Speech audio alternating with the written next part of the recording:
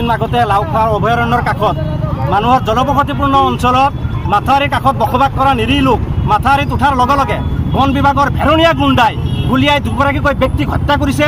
এই হত্যাক আমি আমচুৱে নিন্দা কৰি তীব্ৰভাৱে গৰিহণা দিছোঁ আৰু অসম চৰকাৰক আমি সকীয়াই দিব বিচাৰিছোঁ, আপোনালোকে এইদৰে নিৰীহ সংখ্যালঘু লোকক হত্যা কাৰ্য বন্ধ কৰক।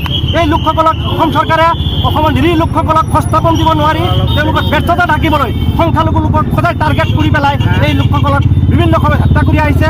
এই হত্যাৰ আমি আমচুৱে বিচাৰ দাবী কৰিছোঁ। এক ন্যায়িক পৰ্যায়ৰ তদন্তৰ জৰিয়তে তদন্ত কৰি পেলাই আমাৰ এই দোষীসকলক শাস্তি প্ৰদান কৰিব লাগে। অতি সোনকালে 24 ঘণ্টাৰ ভিতৰত যি কেইগৰাকী বনৰক্ষী বাহিনীৰ ভেৰণীয়া গুণ্ডাই এই দুগৰাকীকৈ নিৰীহ ব্যক্তিক হত্যা কৰিলে সেই ব্যক্তিগত 24 ঘণ্টাৰ ভিতৰত কৰায়ত্ব কৰিবলৈ আমি দাবী জনাইছোঁ। লগতে ব্যৰ্থ বনমন্ত্ৰী চন্দ্ৰমোহন পাটোৱাৰী ডাঙৰীয়া তেখেতৰ বিভাগ চলাব পৰা নাই, তেখেতৰ বাহিনীক তেখেত কণ্ট্ৰল কৰিব পৰা নাই, তেখেতক আমি অনতিপলমে পদত্যাগৰ দাবী জনাইছোঁ।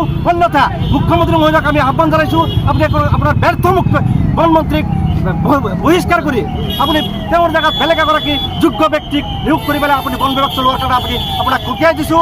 অনাগত দিনত সংখ্যালঘুৰ নিৰীহ সংখ্যালঘুৰ ওপৰত এই ধৰণৰ অত্যাচাৰ বন্ধ কৰাৰ কাৰণে অসম চৰকাৰক সকীয়াই দিছোঁ। পৰৱৰ্তী সময়ত যদি এই ধৰণৰ আমাৰ নিৰীহ সংখ্যালঘু নিৰীহ লোকৰ ওপৰত অত্যাচাৰ চলি থাকে আমচুৱে ইয়াতকৈ আৰু জংগী আন্দোলনৰ কাৰ্যসূচী কৰি তুলিবলৈ বাধ্য থাকিব। তাৰ কাৰণে যি পৰিস্থিতিৰ সৃষ্টি নহওক কিয় তাৰ কাৰণে কিন্তু অসম চৰকাৰ আৰু বন বিভাগ তাৰ কাৰণে জগৰীয়া হ'ব। তাকে আজি এই আপোনালোকৰ জৰিয়তে আজি তেখেতসকলক আমি সকীয়াই দিছোঁ। আমচুৰ বিশ্বনাথ জিলা সমিতিয়ে আমাৰ আমচুৰ কেন্দ্ৰীয় সমিতিৰ নিৰ্দেশ মৰ্মে আজি আমি বিশ্বনাথ জিলাত আমি লাওখোৱা অভয়াৰণ্যত যি দুগৰাকী ব্যক্তিক দুগৰাকী ভাতৃক হত্যা কৰা হৈছিলে তাৰ আমি তীব্ৰ ভাষাৰে নিন্দা আৰু গৰিহণা দিছোঁ। এটা কথা আপোনালোকে চাব, তেওঁলোকৰ যদি বন বিভাগৰ তেওঁলোকে মাছ মাৰিবলৈ গৈছিল, যদি আইনগতভাৱে তেওঁলোকৰ দোষ আছিল তেওঁলোকক ধৰি বান্ধি তেওঁলোকক জেলত পঠাব লাগিছিলে। তেওঁলোকক ধৰি বান্ধি জেলত নপঠাই তেওঁলোকে নিৰ্বিচাৰে গুলিয়াই হত্যা কৰিলে দুগৰাকী ব্যক্তিক।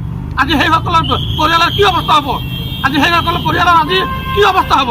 গতিকে আমি এইখন চৰকাৰক ধিক্কাৰ আৰু গৰিহণা দিছোঁ। অনতিপলমে এই দুয়োগৰাকী পৰিয়ালক চৰকাৰী আৰ্থিকভাৱে সাহায্য দিব লাগিব, অন্যথা আমচু ইয়াতকৈ ভয়ানক আন্দোলন কৰিব। এই ক্ষেত্ৰত যদি কোনো মুখামুখি সংঘৰ্ষ হয় তাত সম্পূৰ্ণ দায়ী হ'ব অসম চৰকাৰ আৰু আমাৰ বন বিভাগ মন্ত্ৰীয়ে। গতিকে আৰু এটা কথা আপুনি যাব যে তেখেতসকলে কোনো জাননী নিদিয়াকৈ যে তাত মাছ মাৰিবলৈ যোৱা হ'ব নহ'ব এটা জাননী তেওঁলোকক দিব লাগিছিলে। তেওঁলোকে মাত্ৰ সেই অঞ্চলত প্ৰৱেশ কৰিছিলে, প্ৰৱেশ কৰাত তেওঁলোকে দোষী নিৰ্দোষীয়ে সেইটো তেওঁলোকে বিবেচনা নকৰিলে। তেওঁলোকে অলৰেডি কি কৰিলে, দুয়োগৰাকী ব্যক্তিক নিৰ্মমভাৱে গুলিয়াই হত্যা কৰিলে। গতিকে এই কথাটো আমি স্পষ্টভাৱে পুনৰ কৈছোঁ, যদি এইসকল পৰিয়ালে উপযুক্তভাৱে ন্যায় নাপায় ত' অনাগত দিনত আমচু ইয়াতকৈ আৰু ভয়ানক আন্দোলন কৰিব।